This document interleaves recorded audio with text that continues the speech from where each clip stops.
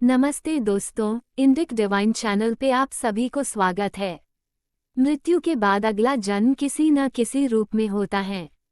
हमारे बहुत से दोस्तों ने कमेंट करके पूछा है कि क्या मनुष्य हर बार मनुष्य योनि में ही जन्म लेता है। वही कुछ लोग ऐसे भी हैं जिन्होंने कमेंट में लिखा है कि मनुष्य हर जन्म में मनुष्य ही होता है और पशु पशु। खैर, ये तो अपने अपने विचार, बुद्धि, ज्ञान और समझदारी के ऊपर निर्भर करता है। परंतु हम सनातनी होने के नाते वही बातों पर विश्वास करते हैं जो वेद, उपनिषद, गीता, पुराण आदि धर्मशास्त्र ग्रंथ में उल्लेखित है। हम न तो आपको हमारी मनगढ़ंत किसी बात बताते हैं और न ही किसी के ऐसे बातों को मानते हैं जो शास्त्र सिद्धांत के खिलाफ हो या विपरीत हो। हमारा आपसे अनुरोध है कि अगर आपके मन में भी सनातन धर्म शास्त्र के प्रति श्रद्धा, विश्वास और पूर्ण रूप से सम्मान हो तो ही इस वीडियो को अंत तक देखें। और चैनल पे नए हैं तो इस वीडियो को एक लाइक करके चैनल को सब्सक्राइब कर लीजिए। दोस्तों, इस जन्म में मनुष्य योनि मिलने का अर्थ यह नहीं कि अगला जन्म भी इसी योनि में ही मिलेगा, क्योंकि जीवन मरण और अगला जन्म सब कुछ कर्मों के आधार पर ही तय होता है। यदि यह मान लिया जाए कि कोई पशु आत्मा पशु ही बनती है और मनुष्य आत्मा मनुष्य, तो फिर तो कोई पशु आत्मा कभी मनुष्य बन ही नहीं सकती। किसी कीड़े की आत्मा कभी पशु बन ही नहीं सकती। ऐसे कई ऋषि मुनि हुए हैं जिन्होंने अपने कई जन्मों पूर्व हाथी, घोड़े या हंस के होने का वृतांत सुनाया। तो यदि यह कोई कहता है कि मनुष्य आत्माएं मनुष्य और पशु पक्षी की आत्माएं पशु या पक्षी ही बनती हैं, वे सैद्धांतिक रूप से गलत हैं। इस जन्म में मनुष्य योनि मिली है, लेकिन जरूरी नहीं कि अगले जन्म में भी ऐसा ही हो। दरअसल अगले जन्म में कौन सी योनि मिलेगी, ये पूरी तरह के इस जन्म के कर्मों पर निर्भर करता है। धर्म शास्त्रों के अनुसार इस संसार में मनुष्य योनि में हमारा जन्म हमारे कर्मों के आधार पर ही हुआ है और हमारा अगला जन्म भी कर्मों के आधार पर ही होगा। संसार में जिसने जन्म लिया है उसकी मृत्यु भी निश्चित है और यह अटल सत्य है।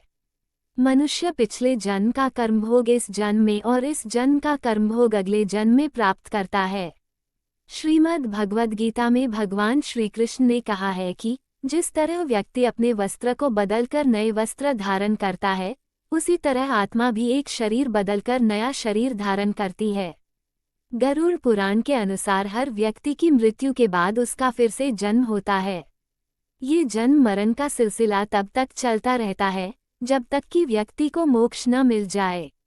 वही कठोपनिषद में यमराज जी कहते हैं कि अपने अपने शुभ अशुभ कर्मों के अनुसार शास्त्र, गुरु, संघ, शिक्षा, व्यवसाय आदि के द्वारा सुने हुए भावों के अनुसार मरने के पश्चात कितने ही जीवात्मा दूसरा शरीर धारण करने के लिए वीर्य के साथ माता की योनि में प्रवेश कर जाते हैं।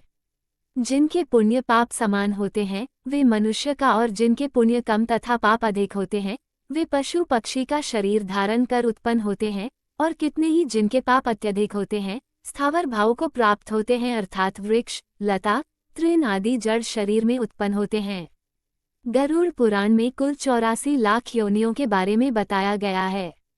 इसमें मनुष्य योनि को सबसे श्रेष्ठ योनि माना गया है। गरुड़ पुराण में कर्मों के आधार पर जन्म लेने वाले योनि के बारे में भी बताया गया है। पुराण, उपनिषद आदि सनातन धर्म ग्रंथ में कुल 84 लाख योनियों का वर्णन है। अर्थात किसी प्राणी की आत्मा इनमें से किसी भी योनि में जन्म ले सकती है। वो किस योनि में जन्म लेगी, ये उस प्राणी के पूर्व जन्मे में किए गए कर्मों के आधार पर निश्चित होता है। इन सभी योनियों में मनुष्य योनि सर्वोत्तम मानी गई है। मनुष्य की योनि हमें कई जन्मों के पुण्य कर्मों के संचित प्रभाव से ही मिलती है। 84 लाख योनियां अलग अलग पुराणों में अलग अलग बताई गई हैं, लेकिन है सभी एक ही।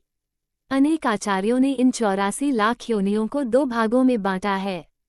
पहला योनिज तथा दूसरा आयोनिज, अर्थात दो जीवों के संयोग से उत्पन्न प्राणी योनिज कहे गए, और जो अपने आप ही अमीबा की तरह विकसित होते हैं उन्हें आयोनिज कहा गया। इसके अतिरिक्त स्थूल रूप से प्राणियों को 3 भागों में बांटा गया है।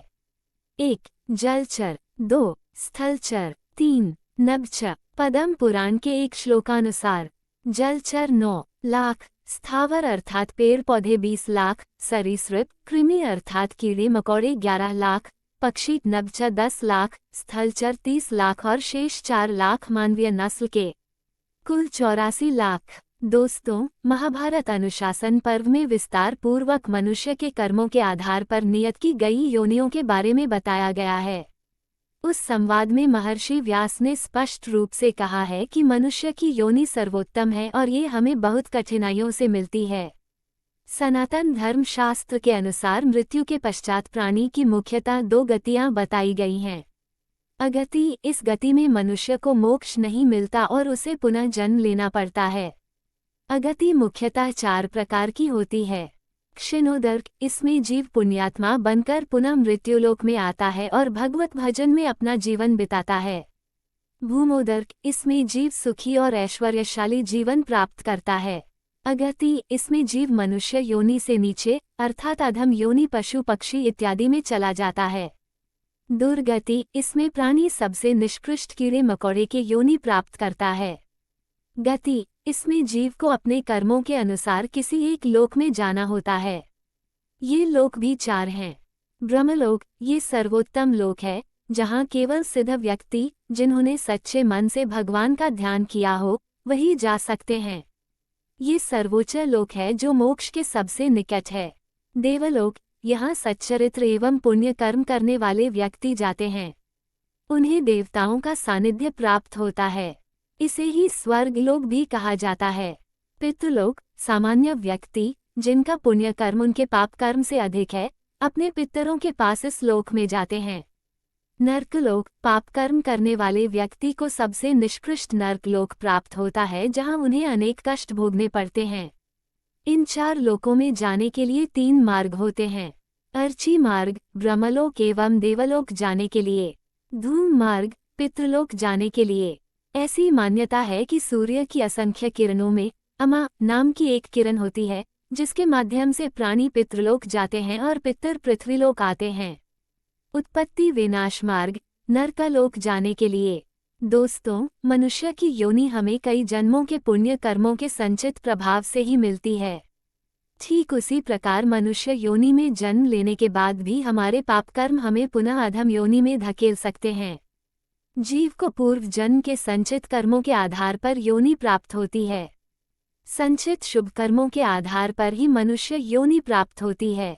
यदि पूर्व जन्मों में श्रेष्ठ कर्म नहीं होते तो निकृष्ट कर्मों के अनुसार कीट, पतंग, जीव, जंतु, जलचर, स्थलचर, पशु, पक्षी, वृक्षादि योनियों में जाना पड़ता है। ये हमारे मनगढ़ंत बातें नहीं है, वेद, उपनिषद और पुराणों का मत है। जीव जैसा कर्म करता है उसे वैसा ही फल मिलता है। कर्मों के अनुसार जन्म किसी भी जीव के रूप में हो सकता है। दोस्तों, अब बात करते हैं कौन सी कर्म करने से कौन सी योनि प्राप्त होता है। एक बार महर्षि वेद व्यास जी से ऋषियों ने पूछा कि किस कर्म से कौन सी योनि में जन्म मिलता है। तब उन्होंने विस्तारपूर्वक बताया कि जो भी व्यक्ति पराई स्त्री के साथ संबंध बनाता है उसे भयानक नरक भोगना पड़ता है। इसके बाद एक के बाद एक अलग अलग योनियों में भटकना पड़ता है। हर स्त्री का आदर करना चाहिए। कभी भी किसी भी स्त्री को परेशान नहीं करना चाहिए, अन्यथा ऐसा करने वाले सबसे पहले भेड़िए के रूप में जन्म लेते हैं। इसके बाद वह कुत्ता बनते हैं, फिर सियार, गिद्ध, सांप, कौवा और बगुला बनते हैं। इन सभी योनियों में जन्म लेने के बाद उसे मनुष्य योनि में जन्म मिलता है। महर्षि ने बताया कि बड़ा भाई पिता तुल्य होता है, इसलिए वह सदैव ही आदरणीय है। किसी भी परिस्थिति में उसका अनादर न करें, अन्यथा कौच नामक पक्षी के रूप में जन्म लेना पड़ता है।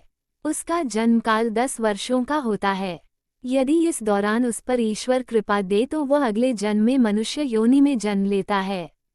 चोरी करना हमेशा ही गलत है, फिर चाहे वह स्वर्ण हो या वस्त्र, इसके परिणाम भुगतने ही पड़ते हैं। यदि कोई व्यक्ति वस्त्रों की चोरी करता है तो वह अगले जन्म में तोता बनता है। वहीं सुगंधित पदार्थों की चोरी करने वाले छछूंदर के रूप में जन्म लेता है। शास्त्र के अनुसार यदि कोई व्यक्ति किसी का हत्या करता है तो यह जघन्य अपराध की श्रेणी में आता है। ऐसा कर्म करने वाला अगले जन्म में गधा बनता है। लेकिन यदि वह जिस शस्त्र से हत्या करता है उसी से उसकी भी हत्या हो जाए तो उसे मृगयोनि मिलती है। इसके बाद वह मछली, कुत्ता और बाघ बनता है। लेकिन इन योनियों में भ्रमण करने के बाद वह मनुष्य योनि में जन्म लेता है। शास्त्र कहते हैं, जो व्यक्ति धर्म, वेद, पुराण जैसे धार्मिक ग्रंथों का अपमान करता है, ईश्वर के प्रति श्रद्धाभाव नहीं रखता और पूजा पाठ नहीं करता है, वह नास्तिक कहलाता है। गरुड़ पुराण के अनुसार ऐसे लोगों का अगला जन्म कुत्ते के रूप में होता है। गरुड़ पुराण के अनुसार ऐसे लोग जो मित्रों के साथ शत्रु बनकर छल करते हैं उनका अगला जन्म गिद्ध के रूप में होता है। अपनी चालाकी से जो लोग दूसरों को मूर्ख बनाकर उनका लाभ उठा लेते हैं या काम निकलवा लेते हैं, ऐसे लोगों को मरने के बाद नरक में स्थान मिलता है। साथ ही ऐसे लोग अगले जन्म में उल्लू के रूप में जन्म लेते हैं। कहा जाता है कि कंठ में मां सरस्वती वास करती हैं, इसलिए जिन लोगों की वाणी में मधुरता नहीं होती और जो दूसरों को बुरा भला कहते हैं या हमेशा गाली गलौज करते हैं उनका अगल जन्म बकरे के रूप में होता है। जो व्यक्ति देवताओं और पितरों को संतुष्ट किए बिना मर जाता है, उसे 100 साल तक कौए के रूप में रहना पड़ता है। इसके बाद वह मनुष्य मुर्गा बनता है। इसके बाद 1 महीने के लिए सांप के रूप में जीवन बिताने के बाद उसके पाप का अंत हो जाता है और वह फिर से मनुष्य के रूप में जन्म पाता है। दोस्तों, अंत में हम बात करते हैं, आखिर कैसी कर्म करने से मिलता है मनुष्य योनि में जन्म लाभ करने का सौभाग्य। जो व्यक्ति सदैव दूसरों की मदद करता है, पशु पक्षी और अन्य जीवों पर दया करता है, जरूरतमंदों की मदद करता है और स्वार्थ भावना से संचित धन का उपयोग धार्मिक कार्यों में करता है, ऐसे व्यक्ति अगले जन्म में मनुष्य योनि में ही जन्म लेते हैं। साथ ही समाज में अच्छे कार्य करके दूसरों को लाभान्वित करते हैं। लेकिन धन के प्रति आसक्त मनुष्य अगले जन्म में सांप योनि में जन्म लेते हैं। यदि व्यक्ति अत्यंत गुस्सैल स्वभाव का है, उसमें बदला लेने की भावना है, तो मान्यता है कि वो अगले जन्म में सर्प की योनि में जाता है। यदि कोई व्यक्ति बहुत अधिक आलसी स्वभाव का है, प्रमादी है और जो कम समय में किए जाने वाले काम को बहुत अधिक समय में करता है, तो वह अगले जन्म में अजगर बनता है। यदि व्यक्ति विद्यावान होकर भी अपनी विद्या दूसरों को नहीं बांटता है और उसे अपने तक ही सीमित रखता है, तो ऐसा व्यक्ति अगले जन्म में मतिमंद होता है। उसकी संचित विद्या का खजाना आगे नहीं बढ़ पाता है। यदि कोई बहुत अधिक विषय वासना में डूबा रहने वाला है, तो उसे काम की अधिकता के कारण अगले जन्म में मंदबुद्धिता प्राप्त होती है और अपनी समस्त ऊर्जा का सही उपयोग नहीं कर पाता है। शास्त्र कहते हैं, अंत समय में जैसा चिंतन होता है, उसी के अनुसार अगला जीवन मिलता है। अंत समय का चिंतन व्यक्ति की मर्जी पर निर्भर नहीं करता है।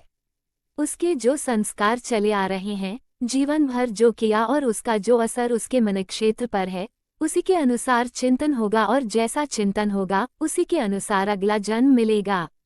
यदि इस जन्म में हमने अच्छे कर्म किए हैं तो अगला जन्म भी हमें मनुष्य योनि में ही मिलेगा।